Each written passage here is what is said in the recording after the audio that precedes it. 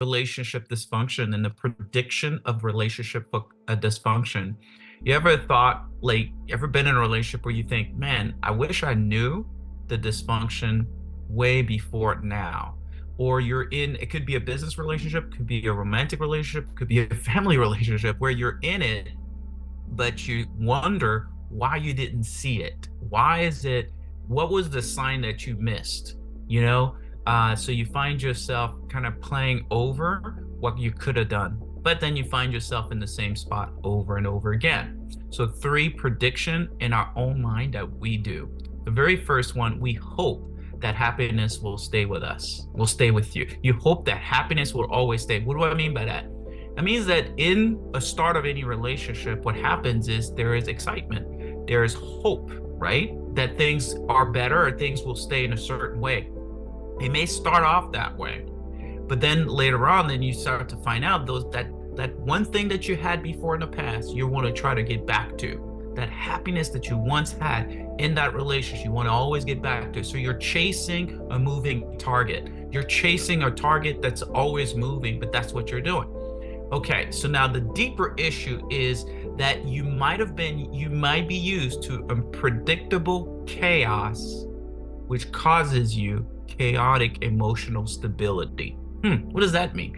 When you have a predictability and chaos that goes on in a relationship, you start to get used to it. It becomes an emotional stability, a false emotional stability, but at least you expect chaos, you expect the drama, you expect the fight. So this becomes normal, your new normal. See, and the second thing, the second prediction that we have is we believe that what we start to do, we say this to ourselves. I have a happy face, right? Which you have a happy face will avoid sadness within you. So you have a happy face while you avoid sadness within you. One thing about that, this is another thing. If I put on a happy face, then I will avoid the sadness that's within me and within the relationships. That means you put your head in the sand and hoping that things will get better. And that also comes from when you're unable to cope with emotion, sadness, then you suppress. When you're able to cope, then you suppress. So what does that mean? And where do we learn that from? Well, I know for me, growing up in a very dysfunctional family, I had to create a false reality.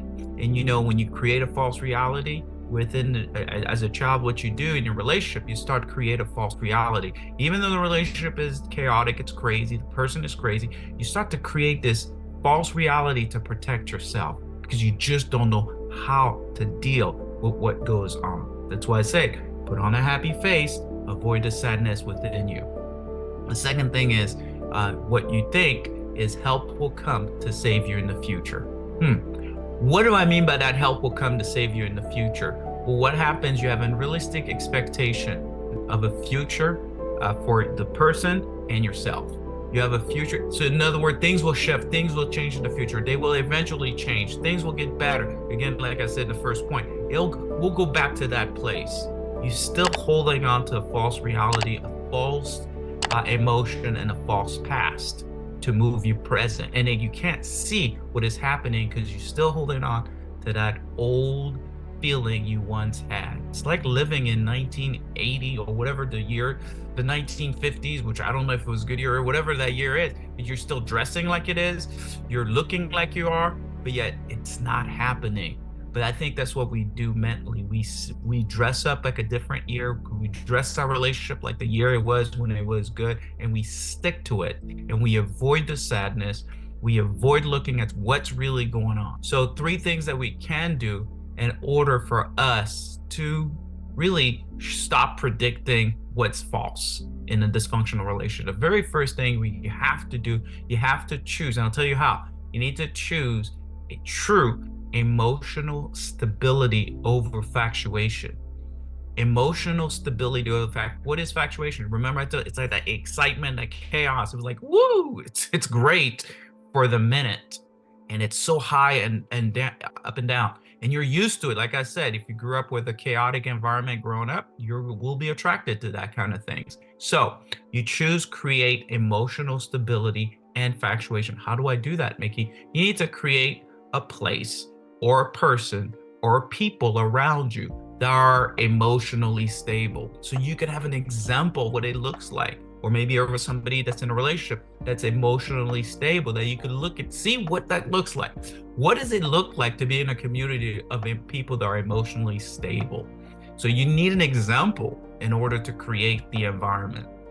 The second thing we want to do, you want to choose to uncover, uncover, reveal, and heal that emotional, what you suppressed when you suppress your emotion. So you need to uncover those things. You know, people are like, I don't want to uncover this. I don't want to deal with my emotions. Well, they're dealing with you. If you're not going to deal with your emotion, they're already dealing with you. Oh man, I don't even want to go back. You're already in the past. By the way, you're actually living your life right now. You're not even being present. You're repeating your past. So why not deal with it? And when I didn't say to stick with it, to stay there, I say reveal it, uncover it, and heal it. Heal the suppressed emotion, because that's the only way that they're not going to come back and repeat. What you're covering up needs to be uncovered. So, like I was saying, instead of living in 1950, press pause and start being in the present. Yes, it's painful, but it's so much better living in the present with the pain versus in the past suppressing your pain. Okay, last thing. Number 3, you need to choose to see the future consequences of your action or the relationship. It's action. So you need to be able to see the future. That's the future prediction, the real prediction. What's going to happen if I don't deal with this in the future, if I don't deal with my heart, if I don't deal with the person, what's going to happen? You can literally sit down and write it down. And I could help predict people's pattern, and I could usually predict what they're going to be doing. You could do the same. You could write down, okay, what do you think if I keep doing this, what's going to happen in the future? And you actually know the answer. The problem is, like, we do know the answer, we just don't want to reveal the answer. We don't want to face the answer. So we rather live in a false reality than to actually see what the real reality is and what the future is actually creating. If you don't see the consequences, the consequence will definitely see you, and it will definitely kill you. Well, thank you so much for watching my videos. Please do subscribe if you like the video, and please share it. And also click on the bell button there so you could be notified with any new videos that I come out with. Thank you.